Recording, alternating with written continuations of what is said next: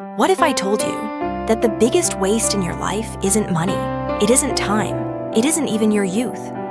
It's your pain. That might sound strange, right? But stick with me, because by the end of this video, I promise you'll see your pain in a completely new way, maybe even as your most valuable resource. A personal story. Years ago, I went through a breakup that shattered me. You know the kind, where you can't eat, you can't sleep, and even getting out of bed feels impossible. I remember lying on the couch at 2 a.m., scrolling endlessly through old photos on my phone. Songs that used to make me smile now felt like knives in my chest. Every little thing reminded me of what I had lost. And honestly, I wasted months like that. Sitting in my apartment, replaying every conversation, beating myself up, feeling sorry for myself. I thought time would eventually heal me. And yes, time dulled the sting. But here's the truth. I didn't learn anything. That breakup could have been one of the greatest teachers of my life. If I had stopped and asked, why did this end? What part did I play? What can I do differently next time? I might have saved myself years of repeated mistakes. But I didn't. I just endured it and moved on, unchanged. And because I didn't learn, I ended up repeating the same toxic patterns in future relationships. That's when it finally hit me. Most of us waste our pain.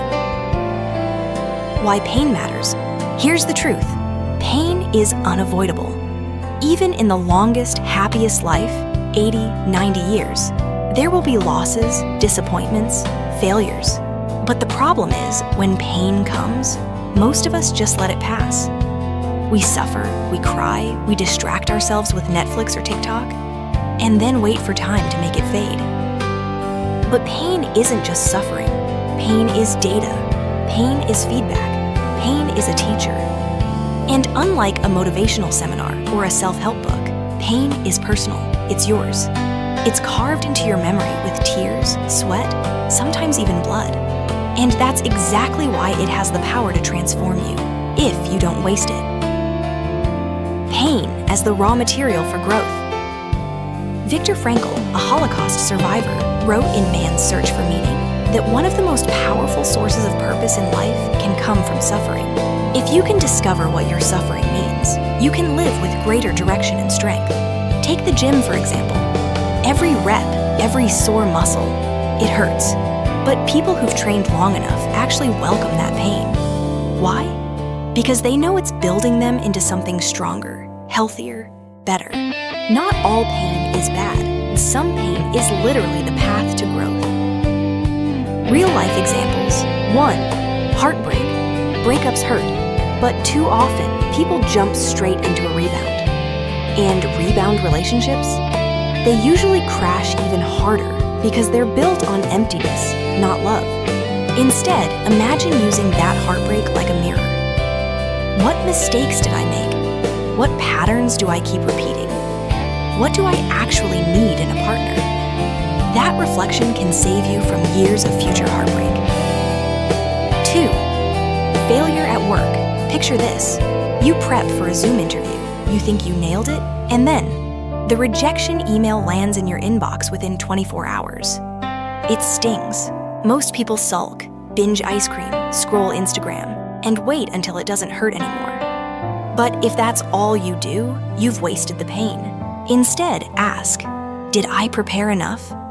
Did I present myself clearly? What should I improve next time? 3. Everyday conflicts. At work, I've seen people hate each other so much, it poisons the whole office. At first, it's small sarcasm, then it escalates into open hostility. But here's the thing. Those conflicts are data. Pain is telling you something. Stop and ask. Is the problem me? Is it them?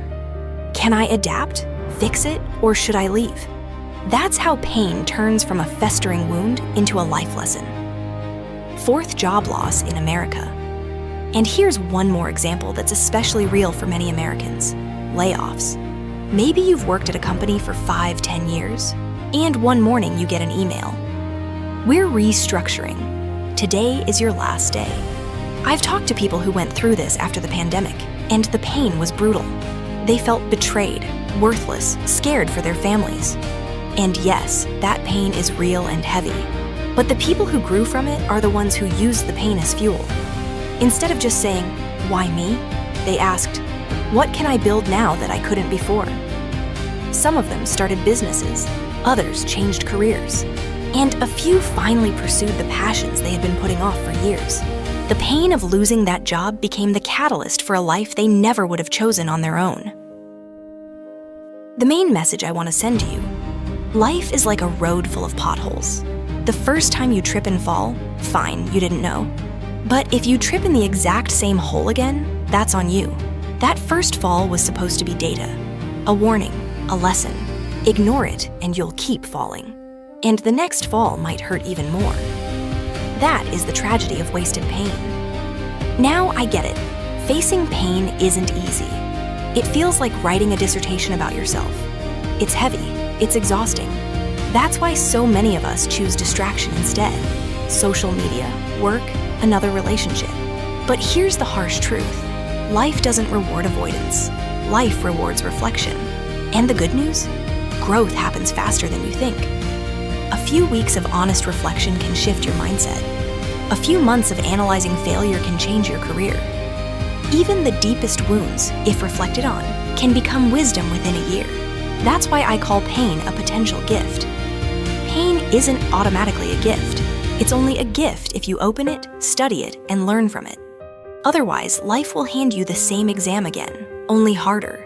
Time will always make us older, but only learning from pain makes us wiser. Conclusion, your challenge. So here's my challenge for you. Tonight, before you go to bed, take one painful memory. Write down 3 lessons from it. Just 3. If you were laid off, ask yourself, what did I learn about resilience? About my real passions? About who I can count on? If you've been heartbroken, ask, what patterns will I never repeat again? If you've failed, ask, what part of this failure is the seed of my next success? And don't just think about it, write it down. Because writing forces your brain to process the pain, not just feel it. Then keep that page, revisit it a week later, a month later, add to it, let it grow. That's how you turn suffering into wisdom. Because your life isn't a leaf drifting on water. Your life is a ship, and you are the captain. If you waste your pain, the waves will toss you wherever they want. But if you learn from your pain, you can steer your ship toward a stronger, wiser, and more meaningful future. Thank you for listening.